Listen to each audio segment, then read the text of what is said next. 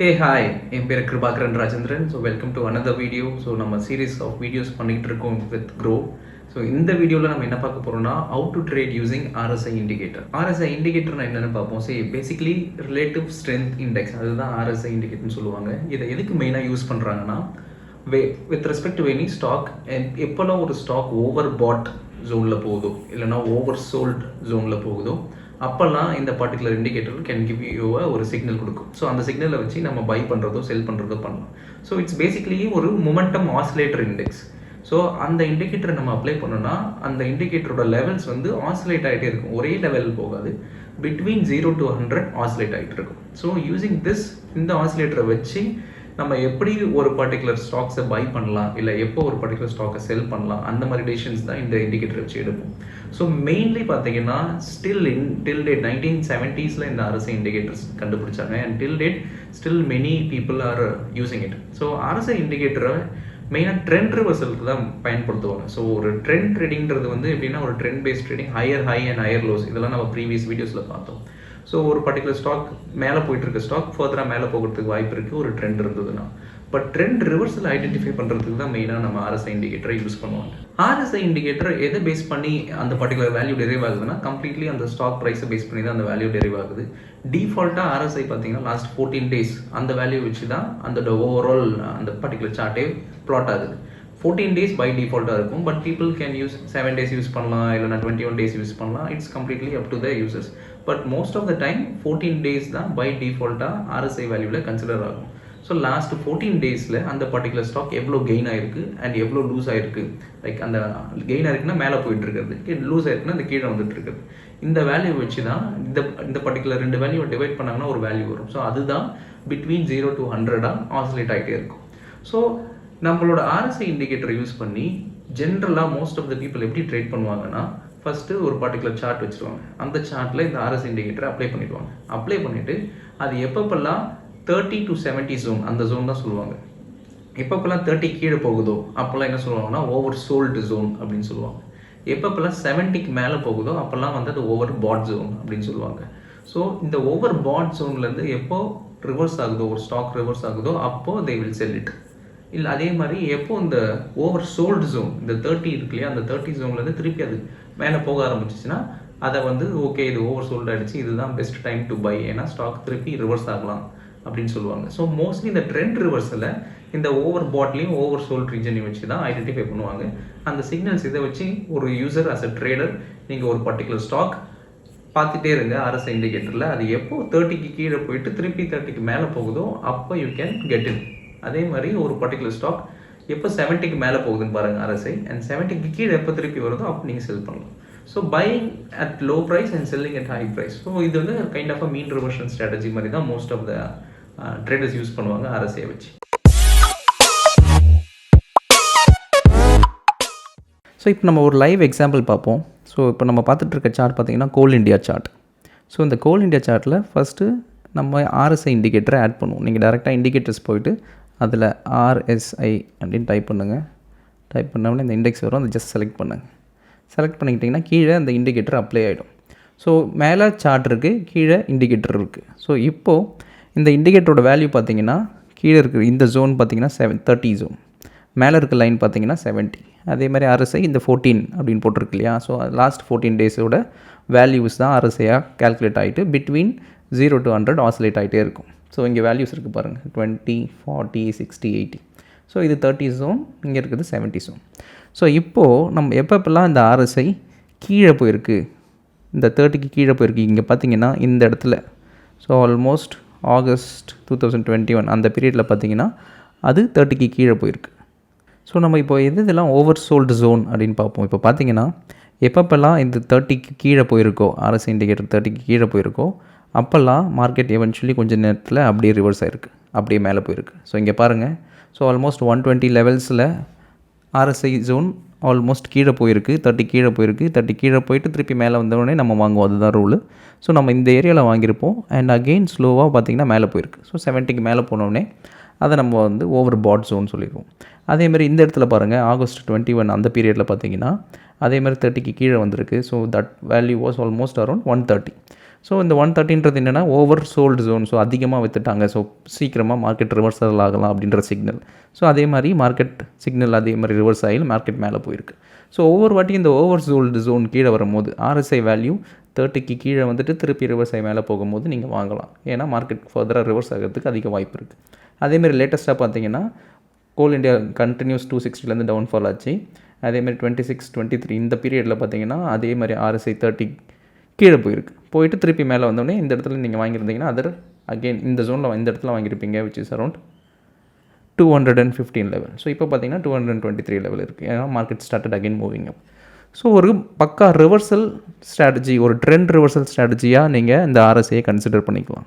So நம்ம buy பண்ணோம். So buy பண்ணும்போது அதே மாதிரி எப்போ செல் பண்ணுவோம் அப்படின்னு பார்த்தீங்கன்னா அதே RSI இண்டிகேட்டர் எப்பப்பெல்லாம் வந்து ஓவர் பாட் ஜோனில் போதும். ஸோ ஃபார் அன் எக்ஸாம்பிள் எப்பப்பெல்லாம் வந்து 70க்கு மேலே போயிட்டு திருப்பி கீழே வருதோ அதெல்லாம் வந்து ட்ரெண்ட் ரிவர்சல். ஓகே, அப் ட்ரெண்ட் போயிடுச்சு, இப்போ இந்த அப் ட்ரெண்டு ரிவர்சல் ஆகுதுன்னு அர்த்தம். அதே மாதிரி இங்கே பார்த்தீங்கன்னா எங்கெங்கெல்லாம் வந்து நீங்கள் அந்த 70 ஜோன் டச் பண்ணிவிட்டு திருப்பி ரிவர்சல் ஆகுதோ அது எல்லாமே வந்து அதிகமான ஓவர் பாட் ஜோன்லேருந்து அது ரிவர்சல் ஆகுது அப்படின்னு அர்த்தம். ஸோ இங்கே பாருங்கள், திருப்பி இதே மாதிரி எங்கெங்கெல்லாம் அந்த RSI வேல்யூ 70க்கு மேலே போயிருக்குன்னு பாருங்கள் இந்த சார்ட்டில்.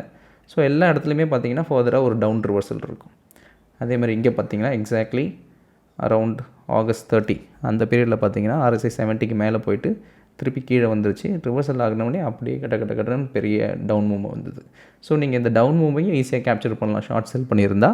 இல்லை ஆல்ரெடி நீங்கள் ஸ்டாக்கை வாங்கிட்டீங்கன்னா அந்த டவுன் மூவ் வரதுக்கு முன்னாடியே விற்றுட்டு வெளியே வந்துடலாம். So which will greatly help you. So again இங்கே பார்த்தீங்கன்னா ஜஸ்ட் பிஃபோர் இந்த ஃபால் ஸ்டார்ட் ஆகிறதுக்கு முன்னாடி 10th நவம்பருக்கு முன்னாடி அதே மாதிரி RSI 70க்கு மேலே போயிட்டு அழகாக கீழே வந்திருக்கு.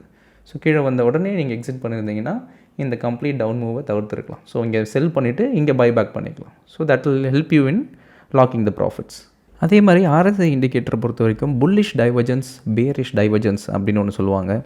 இப்போ நீங்கள் சார்ட்டில் பார்த்துட்ருக்கீங்கன்னா கோல் இண்டியாவோட ஷேர் ப்ரைஸ் பார்த்தீங்கன்னா ஒரு டவுன் ட்ரெண்டில் இருக்குது. பிட்வீன் திஸ் மார்ச் பீரியடில் பார்த்தீங்கன்னா ஒரு ஆல்மோஸ்ட் டவுன் ட்ரெண்டில் இருக்குது. வேறு 160 லெவல்லேருந்து அது 125 லெவல் வரைக்கும் டவுன் ட்ரெண்டில் காமிச்சிருக்கு.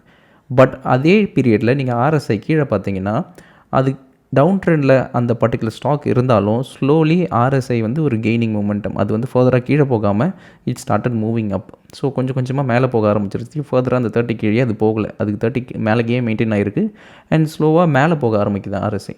ஸோ RSI மேலே போகுது, பட் ப்ரைஸ் கீழே வருதுன்னா என்ன அர்த்தம்னா அந்த பர்டிகுலர் டவுன் ட்ரெண்ட் வந்து ரொம்ப ஸ்ட்ராங்காக இல்லை, any time reversal can happen அப்படின்னு அர்த்தம். அதே மாதிரி அது முன்னாடியே உங்களுக்கு சிக்னல் கொடுத்துருச்சு. So even though stock down ட்ரெண்டில் இருந்தால் கூட இங்கே RSIயில் டைவர்ஜென்ஸ் காமிக்குது.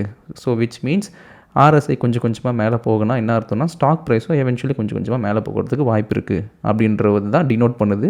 இதுதான் புல்லிஷ் டைவர்ஜென்ஸ் சொல்லுவாங்க. ஸோ ஒரு ஸ்டாக் ப்ரைஸ் கீழே போகும், பட் RSI கீழே போகாமல் RSI கீழே இருந்து திருப்பி மேலே போக ஆரம்பிச்சதுன்னா அதுதான் டைவர்ஜென்ஸ். ஸோ இதை பேஸ் பண்ணி கூட ட்ரெண்ட் ரிவர்சலை ஐடென்டிஃபை பண்ணலாம். ஸோ நம்ம புல்லிஷ் டைவர்ஜென்ஸ் பார்த்தோம் இல்லையா, அதே மாதிரி பேரிஷ் டைவர்ஜென்ஸ் அப்படின்னு சொல்லலாம். ஸோ இப்போ பார்த்தீங்கன்னா இந்த சார்ட்டில் கோல் இண்டியா ஆல்மோஸ்ட் 200 ரூபீஸ்லேருந்து 250 ரூபீஸ் வரைக்கும் அப் ட்ரெண்டில் போயிருக்கு. ஸோ இந்த அப் ட்ரெண்ட் ஒரு கட்டத்துக்கு அப்புறம் பை செப்டம்பர் மந்த்துக்கு அப்புறமா அது சஸ்டெயின் ஆகாமல் போகிறதுக்கு வாய்ப்பு இருக்குன்றத RSIயில் காமிக்குது.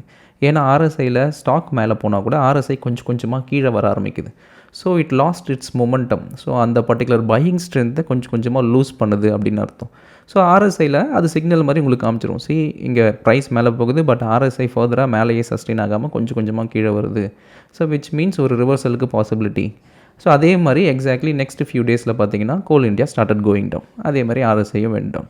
ஸோ RSI ஒரு வேல்யூ முன்னாடியே ஒரு டைவர்ஜென்ஸ் வேல்யூ காமிக்கும் போது அந்த பர்டிகுலர் ஸ்டாக் ப்ரைஸும் அதுக்கேற்ற மாதிரி ரியாக்ட் பண்ணுது. ஸோ அதே தான் நவம்பர் மந்த்லேயும் பார்த்தீங்கன்னா அகெயின் கோல் இண்டியா வந்து ஒரு 220 லெவல்லேருந்து 260 லெவல் வரைக்கும் மேலே அப் ட்ரெண்டில் போயிருக்கு.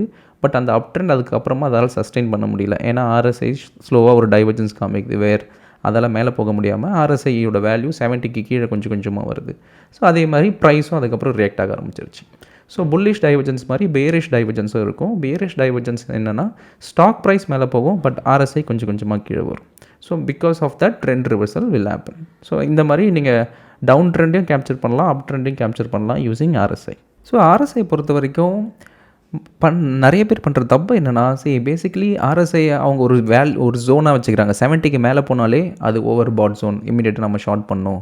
அதேமாதிரி 30க்கு கீழே போயிட்டாலே அது வந்து ஓவர் சோல்ட் ஜோன், நம்ம பை பண்ணணும் அப்படின்னுருவாங்க. பட் என்னென்னா a particular stock can stay in the same range for a long time. So இப்போ பார்த்தீங்கன்னா அடானிலாம் பார்த்தீங்கன்னா 2000 லெவல்லேருந்து 3000 ஆல்மோஸ்ட் 4000 லெவல் வரைக்கும் போயிருக்கு. ஸோ இந்த இடத்துலையே ஆல்மோஸ்ட் ஜூலையிலேயே வந்து அது ஓவர் பாட் அப்படின்னு நம்ம ஆர்எஸ்ஐயில் காமிச்சா கூட Adani continued to be in a same over bought zone for a long time. So ரொம்ப நாளாகவே வந்து அது ஓவர் பாட் ஜோன்லேயே இருந்திருக்கு. ஸோ அதனால தான் நான் சொன்னேன், எப்போவுமே 70க்கு மேலே போகின உடனே நீங்கள் வந்து அதை செல் பண்ணிடக்கூடாது, இல்லை ஷார்ட் பண்ணிடக்கூடாது. ஏன்னா it can stay for a longer time. அதுக்கப்புறமா பார்த்தீங்கன்னா ஸ்லோவாக அந்த ஜோன்லேருந்து அது வெளியே வந்து அது கீழே போக ஆரம்பிச்சிடும். ஸோ அதே மாதிரி ஆர்எஸ்ஐ கீழே போக ஆரம்பித்தவனே நீங்கள் பார்த்தீங்கன்னா இங்கே பாருங்கள், ஆர்எஸ்ஐ மேலேயே போயிருக்கு. அதுக்கப்புறமா இந்த ஏரியாவில் தான் கீழே வந்திருக்கு, விச் இஸ் அரௌண்ட் செப்டம்பர். அதே மாதிரி செப்டம்பருக்கு அப்புறமா தான் அடானியும் கரெக்ட் பண்ண ஆரம்பிச்சிது. ஸோ எக்ஸாக்ட்லி 70 கீழே வந்தவொடனே நம்ம செல் பண்ணியிருப்போம். we would have escaped from this. அந்த டவுன் மூவ்லேருந்து நம்ம எஸ்கேப் பண்ணியிருப்போம், இல்லை ஷார்ட் பண்ணி ப்ராஃபிட் எடுத்துருப்போம். ஸோ அதனால தான் ஒரு பர்டிகுலர் ஆர்எஸ்ஐ இண்டிகேட்டர் நீங்கள் யூஸ் பண்ணும்போது இமீடியட்டாக 70க்கு மேலே போன உடனே நீங்கள் செல் பண்ணக்கூடாது, ஷார்ட் பண்ணக்கூடாது. அது வெயிட் பண்ணுங்கள் அது கீழே வர வரைக்கும். ஸோ அதே மாதிரி எப்போ கீழே ரிவர்சல் ஆகுதோ அப்போ நீங்கள் எக்ஸிட் பண்ணலாம், இல்லைனா ஷார்ட் பண்ணலாம். So this is what RSI indicator is. So basically RSI indicator ஒரு மீன் ரிவர்ஷன் சிஸ்டமாக நீங்கள் பயன்படுத்திக்கலாம். ஸோ ஜென்ரலாக ஒரு பர்டிகுலர் ஸ்டாக் எப்பப்பெல்லாம் வந்து RSI இண்டிகேட்டர் 30க்கு கீழே போகுதுன்னு பாருங்கள். 30 கீழே போயிட்டு திருப்பி 30க்கு மேலே எப்போது மேலே போகுதோ அப்போ பை பண்ணலாம். அதே மாதிரி RSI இண்டிகேட்டர் எப்போ 70க்கு மேலே கிராஸ் ஆகுதுன்னு பாருங்கள். கிராஸ் ஆகிட்டு திருப்பி 70க்கு கீழே வரும்போது அப்போ நீங்கள் செல் பண்ணலாம். ஸோ கீழே பை பண்ணியிருப்பீங்க, ஒரு நல்ல ப்ரைஸில் செல் பண்ணியிருப்பீங்க. அண்ட் ஆன் ஆவரேஜாக பார்த்தீங்கன்னா few days to few weeks உங்களோட ஹோல்டிங் பீரியட் மாதிரி இருக்கும்.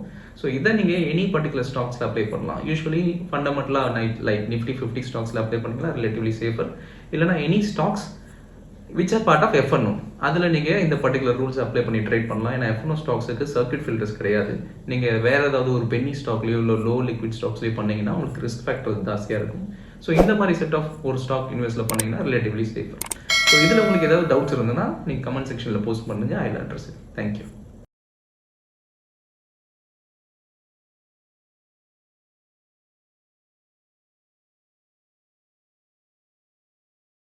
Investment in securities market are subject to market risks. Read all the related documents carefully before investing. Please read the risk disclosure documents carefully before investing in equity shares, derivatives, mutual fund, and or other instruments traded on the stock exchanges.